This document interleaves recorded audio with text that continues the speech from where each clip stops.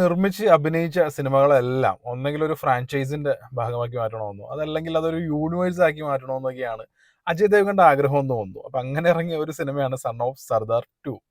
ഈ son of Sardar എന്ന് പറയുന്ന ആദ്യത്തെ സിനിമ എന്ന് പറയുന്നത് രാജമൗലിയുടെ മര്യാദ രമണ്ണ എന്നുള്ള ഒരു തെലുങ്ക് പടത്തിന്റെ റീമേക്ക് ആയിരുന്നു. പക്ഷെ ആ സിനിമ ഒരു ക്ലാഷ് റിലീസ് ആയിരുന്നു. അതായത് യശ് ചോപ്ര, സാക്ഷാൽ യശ് ചോപ്ര കുറേ കാലങ്ങൾക്ക് ശേഷം ഡയറക്റ്റ് ചെയ്തിട്ടുള്ള ജബ് തകേ ജാൻ, ഷാറുഖ് ഖാൻ ആയിരുന്നു നായകൻ. അപ്പോൾ ആ സിനിമയുടെ കൂടെ ആയിരുന്ന ഈ son of Sardar clash release ഉണ്ടായിരുന്നു. അപ്പോൾ ക്ലാഷ് റിലീസ് ചെയ്തിട്ട് പോലും ഒരു സൂപ്പർ ഹിറ്റ് സ്റ്റാറ്റസ് ആയിരുന്നു ഉണ്ടായിരുന്നത്. പക്ഷേ son of Sardar 2 second part വന്നപ്പോഴേക്കും സയ്യാറ എന്നുള്ള സിനിമയായിട്ട് ഇവർക്ക് ക്ലാഷ് റിലീസ് ചെയ്യാനുള്ള ഒരു മനസ്സുണ്ടായിരുന്നില്ല. ഇതിന്റെ ഒറിജിനൽ റിലീസ് ഡേറ്റ് എന്ന് പറയുന്നത് 2 ആഴ്ച മുൻപായിരുന്നു. അപ്പോൾ സയ്യാറ ഈ ബോക്സ് ഓഫീസിൽ ഭയങ്കരമായിട്ടൊരു ബോക്സ് ഓഫീസ് ടോം എന്നൊക്കെ പറയൂലേ, ആ രീതിയിൽ വന്നുകൊണ്ട് ഇവരൊരു റിലീസ് മാറ്റി വെച്ചു. 2 ആഴ്ച കഴിഞ്ഞിട്ട് ഇപ്പോൾ ഓഗസ്റ്റ് 1 റിലീസ് എന്നുള്ള രീതിയിലാണ് വന്നത്.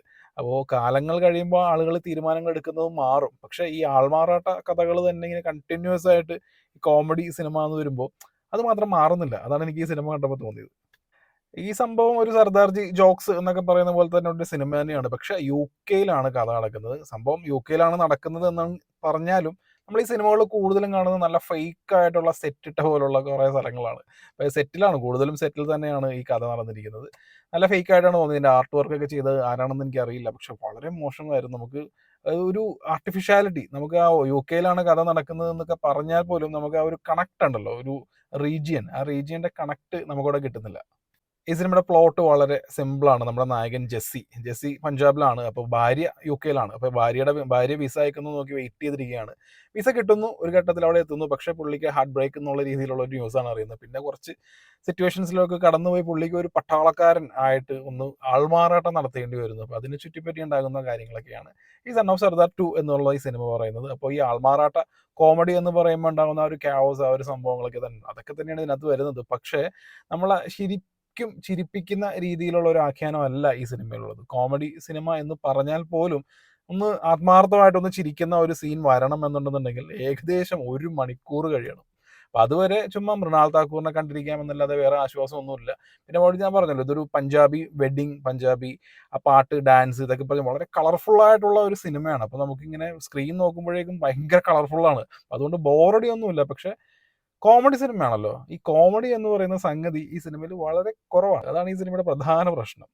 പിന്നെ ഞാൻ പറയുന്നു, കോമഡി എന്ന് പറയുന്ന കാര്യം എപ്പോഴും സബ്ജക്റ്റീവാണ്. ഇപ്പം നിങ്ങൾക്ക് ചിരി വരുന്ന കാര്യം എനിക്ക് ചിരി വരുന്ന വരില്ല. ഇപ്പം എനിക്ക് ഇഷ്ടപ്പെടുന്ന, ഞാൻ ചിരിക്കുന്ന കാര്യം നിങ്ങൾക്ക് ചിലപ്പോൾ ചിരിക്കണമെന്നില്ല. അപ്പോൾ സബ്ജക്റ്റീവായിട്ടുള്ള കാര്യമാണ് ഈ കോമഡി എന്ന് പറയുന്നത്. അപ്പോൾ എന്നെ സംബന്ധിച്ച് ഈ സിനിമയിൽ വളരെ ചുരുക്കം ഇടങ്ങളിൽ മാത്രമാണ് കോമഡി വർക്കൗട്ട് ആയിട്ടുള്ളൂ.